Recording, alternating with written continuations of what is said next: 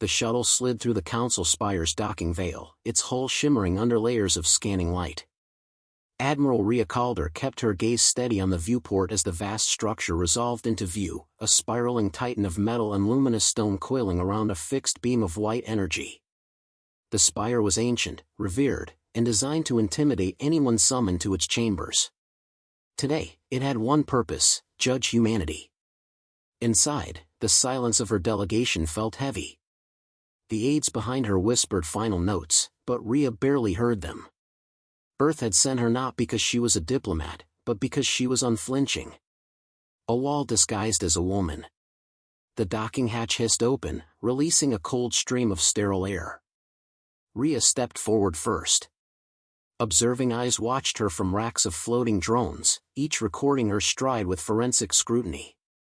A pair of Zyran escorts, towering insectoid creatures with polished carapaces, guided the humans through a long crystalline causeway toward the council chamber. The walkway overlooked the spire's central atrium, where thousands of alien envoys drifted, slithered, walked, or hovered between suspended platforms. Conversations paused as Rhea's party appeared. Eyes, compound, luminous, slit, or shadowed, followed her. Some curious, some hostile. "Reminds you we're the new blood," murmured Envoy Marcus Vale beside her. "No," Rhea said softly. "It reminds me they think they've already decided the verdict." When the chamber doors parted, Rhea saw the stage set for humiliation. The central dais, a circular platform ringed by energy pillars, was positioned lower than the tiers of council members. Every representative from every species sat above her, staring down. A symbolic arrangement that denied subtle interpretation. High Chancellor Vorak Sena stood at the apex of the seating arc. Rhea had studied his dossier, 3 centuries old, slow-moving but razor-minded, a man who built his influence through quiet coercion. His pale, luminescent eyes tracked her as she approached the dais. "Admiral Rhea Calder." "Terran Envoy," Vorak announced, his voice amplified through crystalline resonators. "You stand before the Council to answer for your species' violations." Rhea inclined her head. "Humanity answers for its actions, Chancellor. But we will not answer to fabricated charges." A scattered hiss rippled among the tiers. Vorak gestured to a hovering hololith. "We will see what is fabricated." The device projected a series of images: Terran ships intercepting alien patrols, human outposts built near restricted zones, a disabled Drexen cruiser drifting after a skirmish. Rhea noted the sequence carefully. Each incident was shown without context, stripped of the provocation that preceded it. Her jaw tightened. "These events," Vorak continued, "demonstrate a pattern of aggression. Expansion without permission. Militarization beyond treaty limits. Humanity behaves as though the galaxy is free for the taking." Rhea let the accusations hang in the air before she answered. "With respect, Chancellor, every one of those encounters began with unauthorized intrusions near human colonies. We defended what is ours. Nothing more." A blue-skinned Cerethian representative leaned forward. "Your species multiplies at an alarming rate. You develop weapons you do not need. And now you claim we are at fault for noticing?" Rhea didn't blink. "We claim you violated our borders long before we had the means to defend them." The room bristled. Vorak lifted a hand, restoring order. "This arrogance is precisely why you have been summoned. Humanity's rapid escalation is destabilizing. You innovate too quickly. You disregard caution. The Council must intervene before your ambition ignites a sector-spanning conflict." "So the solution," Rhea said, "is to shackle us?" "Not shackle," Vorak replied smoothly. "Guide." The hololith shifted. A new projection appeared: Earth, surrounded by red-labeled sectors. "Our proposition is simple. Humanity will enter compliance protocol. Terran fleets will be disarmed. All advanced research transferred to Council oversight. In return, you will be protected." Protected. As if humanity had crawled to the stars begging for shelter. Marcus shifted uneasily beside her. "They're treating us like an unruly province," he whispered. Rhea's voice cut through the chamber. This proposal paints Earth as a conquered world. Vorak clasped his hands behind his back. Your interpretation is irrelevant. The Council votes on what ensures stability. And stability requires obedience.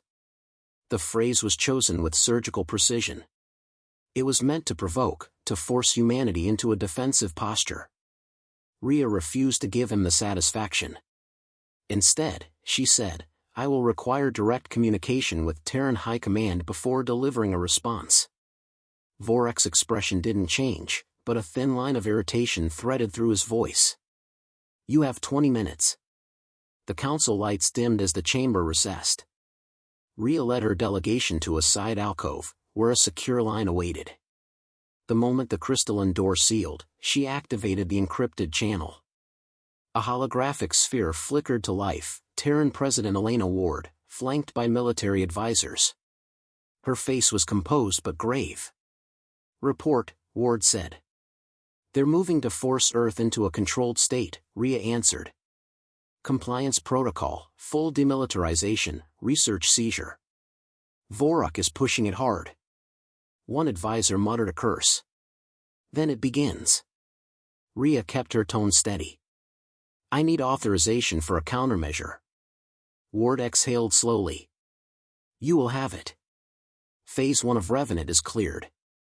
Rhea felt the weight of that decision settle in her chest. Understood. Stall them for 26 minutes, Ward said. Revenant fleet will reach the Spire by then. Once they arrive, demonstrate control, not conquest. Make them step back on their own legs. The image flickered out. Rhea returned to the main chamber when the recess ended. Delegates filed in with the smug confidence of those expecting victory. She mounted the dais again, every step measured. Vorak raised a brow. Earth has come to its senses? Rhea folded her hands behind her back, mirroring his posture as an act of deliberate parody. Earth has heard your terms. And? Vorak asked. We reject them. A murmur spread through the tiers. A few delegates rose to their feet.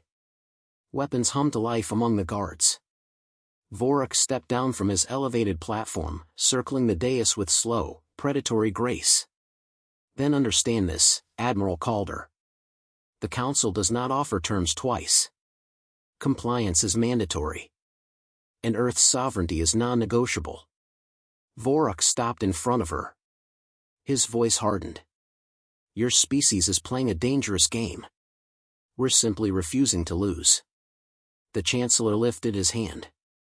Guards moved in, their stun lances crackling. If humanity insists on defiance, the Council will neutralize the threat. Rhea's expression didn't change. You assume we stand here helpless. Vorak's eyes narrowed. What are you implying? Rhea glanced toward the towering windows that overlooked the starfield. You'll know soon enough. Vorak followed her gaze, confusion knitting across his features. A faint tremor rippled through the chamber. Delegates paused. The lights flickered. Rhea remained still. She had 26 minutes. And the galaxy had no idea how quickly everything was about to change.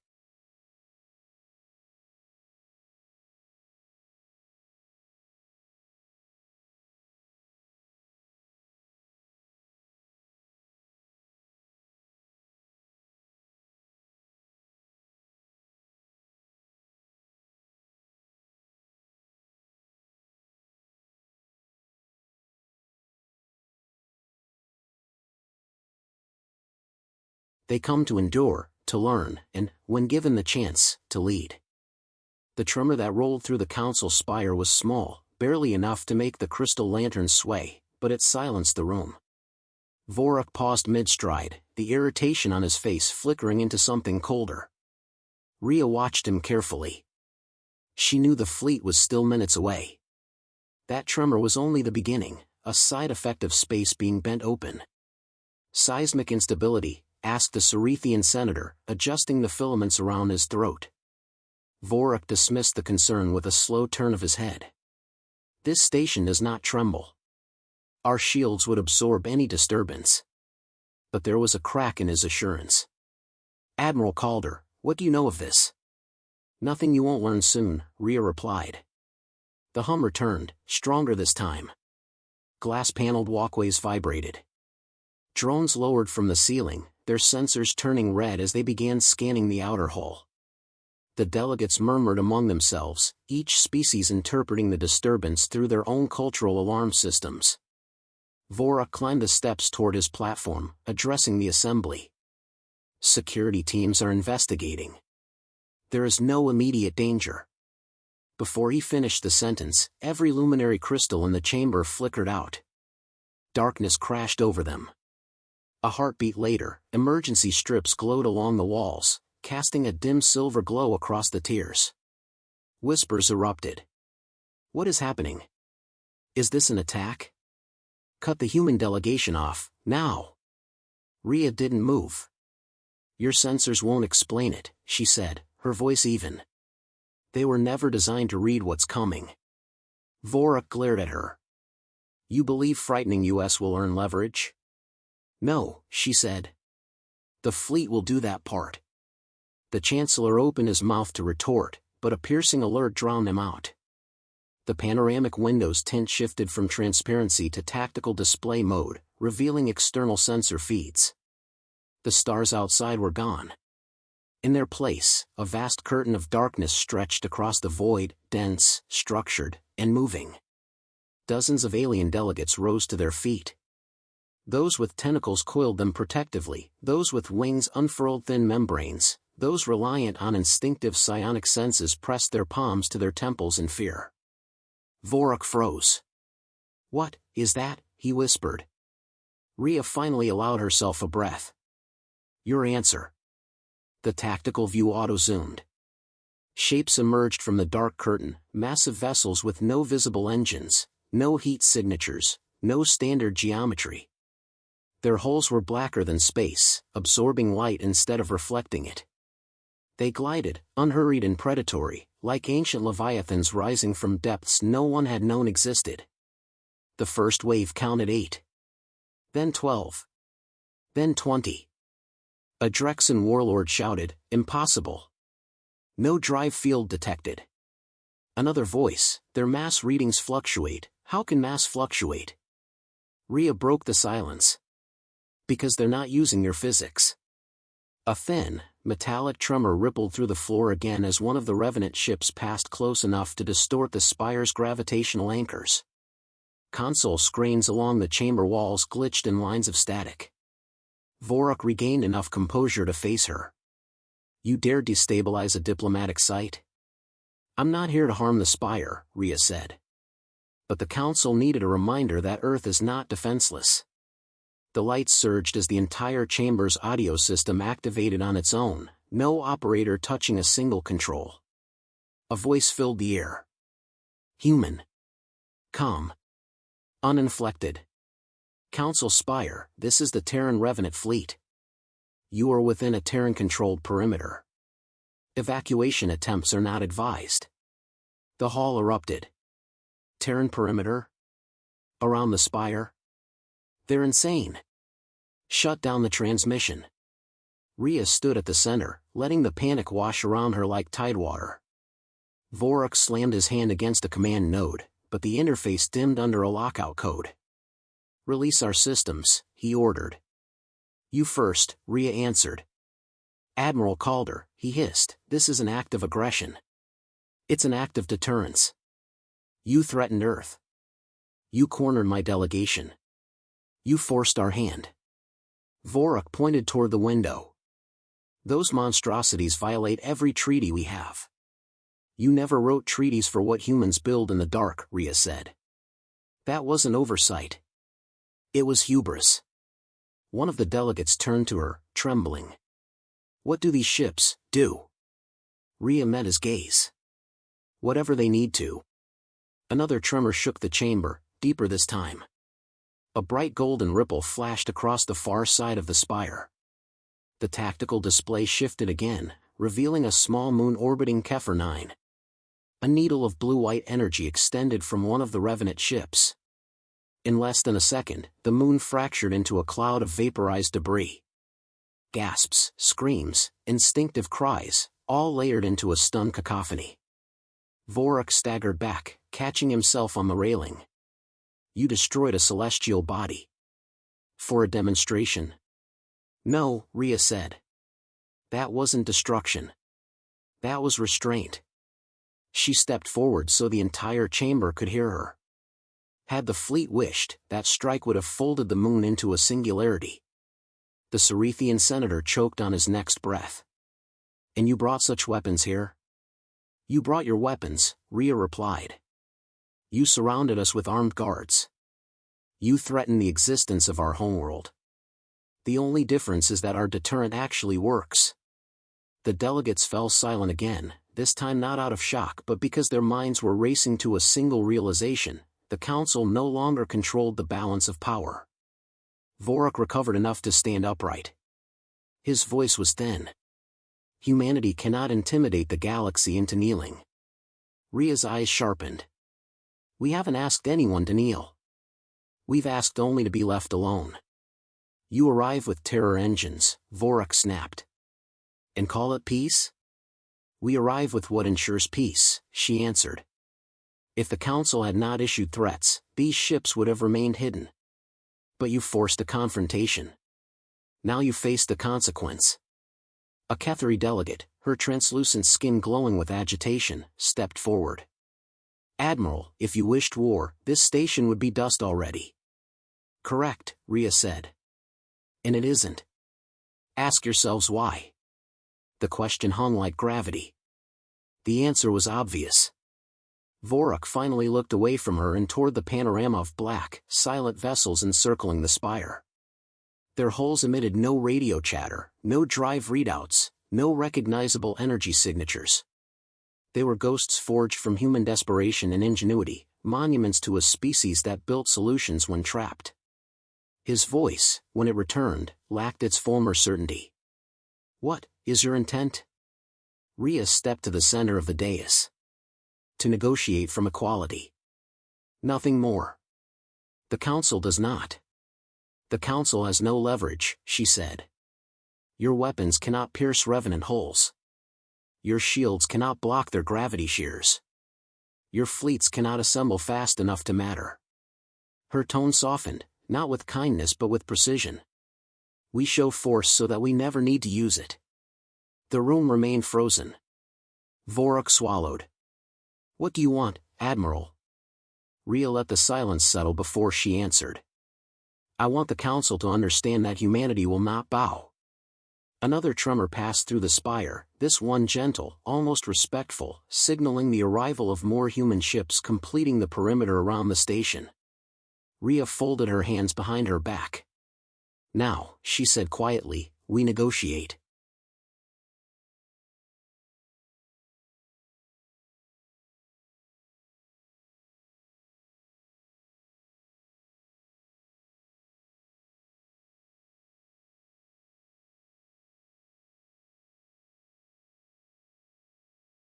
They come to endure, to learn, and, when given the chance, to lead. The council chamber had never been so still. Not during wars, not during plagues, not even during the first contact crises of centuries past. The delegates who once shouted over each other now sat rigid, hands gripping railings or translation nodes. Every eye, organic or mechanical, turned toward Admiral Rhea Calder. Outside the panoramic glass, the Revenant fleet held position like a black coronation crown wrapped around the spire. Its ships drifted in absolute silence, each one a monument to the idea that humanity would not be bent. Rhea let the hush settle until even the anxious shifting of limbs quieted. The council wanted a display of our capabilities, she said. You forced a confrontation, and now you see the result. But understand this clearly, humanity did not come here to conquer. She adjusted her posture, balanced, grounded. A stance chosen to counter the image of a threat. We came to put an end to coercion. Vorak stood at his podium, shoulders tense. His usual composure had fractured, replaced by disbelief. You expect us to negotiate at gunpoint? No, Rhea replied. I expect you to negotiate because you finally see what happens when you corner a species determined to survive. A Drexen representative, scales dulling with unease, spoke next. What exactly does Earth demand? Rhea stepped slightly forward. First, recognition of humanity as a sovereign equal. No more provisional status. No more restrictions based on fear. She scanned the tiers. Some delegates avoided her gaze, others stared with raw apprehension. Second, the dissolution of compliance protocol. It was created to preserve order, yet it has become a tool to suppress rising civilizations. You've wrapped oppression in the language of stability. Several murmured in reluctant agreement. Many species had quietly feared the same fate Earth faced today. Third, Rhea continued, all hostile encroachments on Terran borders will cease. Permanently. Vorak exhaled through clenched teeth. These demands overturn centuries of Council doctrine. Doctrine changes, she answered. Empires have fallen for refusing to adapt. Councils can fall the same way. The Chancellor straightened, drawing on the authority of a leader backed into a corner. The Council cannot allow threats to dictate its policies. And you, Admiral, have made a threat. Rhea's voice stayed level. If we intended war, you wouldn't be arguing with me. You'd be drifting in vacuum. The bluntness cracked through the chamber's remaining composure. The delegates shifted, some flinching, others weighing her words with cold logic. A tall Ketheri, glowing faintly with anxious bioluminescence, leaned in toward her microphone. Admiral, if your objective is simply recognition, why build weapons capable of tearing moons apart? Rhea answered without hesitation. Because we learn what happens when we don't. Humanity advanced quickly, too quickly for old powers to feel comfortable. You answered with threats, surveillance, and accusations. You treated our growth as a problem to contain. She pointed toward the stars. So we built something that would make containment impossible. The room absorbed that statement with painful clarity. Vorak tried one last attempt at posturing. You cannot believe the galaxy will tolerate such machines. Your fleet undermines every treaty on warfare. Rhea met his gaze. We didn't violate the treaties. We simply built something you failed to imagine. There's no clause forbidding innovation. That is a technicality, Vorak snapped. It's reality, she replied. He stared at her, his expression hardening, but the sharpness didn't conceal the tremor in his voice. Humanity cannot expect amnesty after arriving with a sword at our throats. I expect accountability, Rhea said. You intended to place Earth under occupation. You justified it with doctored evidence. If this council wants credibility, it must correct its course. A soft chime interrupted the tension. A holographic advisory feed flickered to life, updates from the Spire's outer sentries. Dozens of icons representing Allied fleets hovered in waiting positions near their home systems. No reinforcements were coming. None dared approach the Revenant perimeter. The power imbalance was absolute. The Cerethian delegate cleared his throat. Chancellor, we cannot outmaneuver these vessels. Even if we deployed combined fleets, our casualties would be catastrophic. Vorak's response came out as a forced whisper. You would surrender to intimidation? No, the Cerethian said, I intend to survive the day. A few other species nodded in agreement. Rhea felt the shift. The council wasn't unified anymore. Fear had cut through their hierarchy, and now pragmatism was taking root. Let us be frank, Rhea said. Humanity does not want dominion. We want breathing room. We want respect. And we want to stand in this chamber as equals, not subjects. One of the smaller delegates, a B-wing Tellura, fluttered forward timidly. If we accept these terms, what assurance do we have that humanity won't overreach in turn? Rhea softened her tone fractionally. You have my word. And you have centuries of human history proving we fight hardest only when threatened. Leave us alone, and you'll find us the most reliable partners in the galaxy. Those words didn't roar. They didn't intimidate. They simply reached the delegate's weary logic. Vorak looked away from the holographic moon debris drifting across the screen. When he spoke again, it was the voice of a man who had just watched the old order collapse.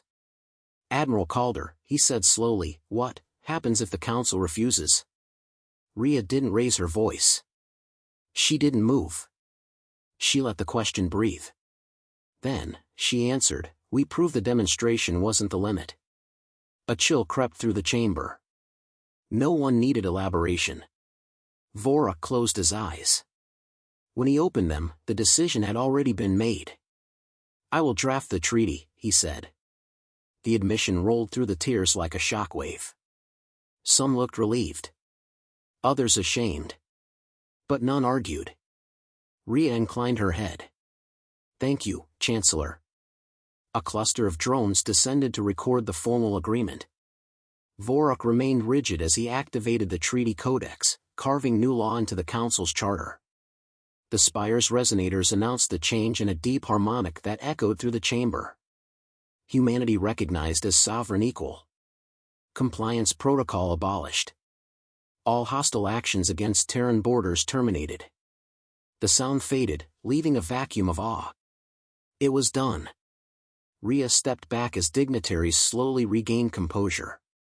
Some approached her delegation cautiously, testing whether conversation was possible.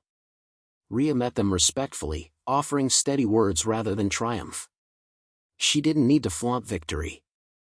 The fleet's presence spoke for itself. After the final signatures, she signaled her second-in-command. "Bring the Revenant perimeter back to shadow formation." Within moments, the colossal ships outside shifted. Their hulls darkened further, dissolving into space like ink fading into water. One by one, their silhouettes vanished, leaving only the stars. The spire let out a collective breath. Rhea didn't wait for applause or formalities. She walked toward the exit, her delegation close behind. Vorak called out once more. "Admiral Calder." She stopped but didn't turn. "Yes?" His voice held something unfamiliar, humility. "What should we expect from humanity, now?" Rhea faced him. Her reply was simple. "Expect us to rise.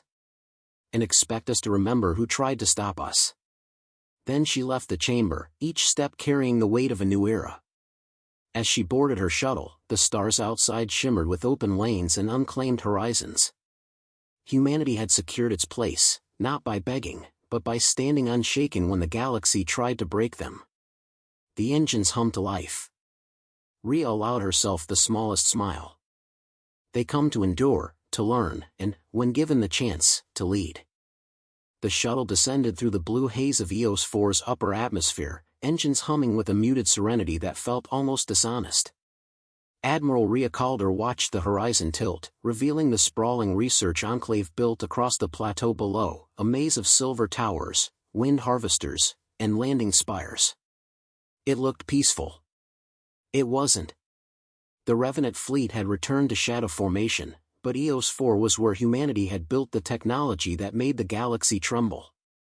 And now, after the Council's forced concession, Rhea needed answers from the people who helped her forge that power. Her comm pinged. "Admiral," said Director Lisa Mir, her voice steady but clipped, "I assume your arrival means the Council didn't collapse." "Not today," Rhea replied. "Prepare Bay 2. We need to talk about the last phase of the project." A pause. "Understood."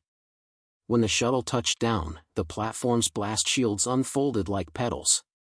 Air rushed outward, carrying a faint metallic tang. Rhea stepped out with her escort of 2 officers, not as a commander displaying force, but as a leader seeking truth. Lisa waited at the end of the walkway, arms crossed, white coats snapping in the wind. Her posture held none of the awe that others had shown after the treaty. Lisa had seen the Revenant prototypes long before they became the galaxy's nightmare. "You shouldn't be here," Lisa said quietly. "Not this soon." "I didn't come for celebration," Rhea replied. "Take me to the array." Lisa hesitated, then motioned for her to follow. "You're not going to like what you find." They entered a lift that plunged downward. The hum of machinery grew louder with each level until it settled into a low, rhythmic thrum, something between a heartbeat and a threat. When the doors opened, the corridor ahead glowed with cold blue light. Tempered glass walls revealed chambers lined with suspended frameworks, each one housing a crystalline lattice of energy conduits. Some flickered. Others pulsed. The quantum echo array. Rhea walked slowly, absorbing the scope. These weren't weapons, they were keys. Tools that allowed her fleet to predict spatial fractures, manipulate gravitational shear, and deliver impossible force with surgical accuracy. But she sensed a distortion in the air, a quiet pulse she didn't remember. What changed? She asked. Lisa keyed open the main lab. They evolved.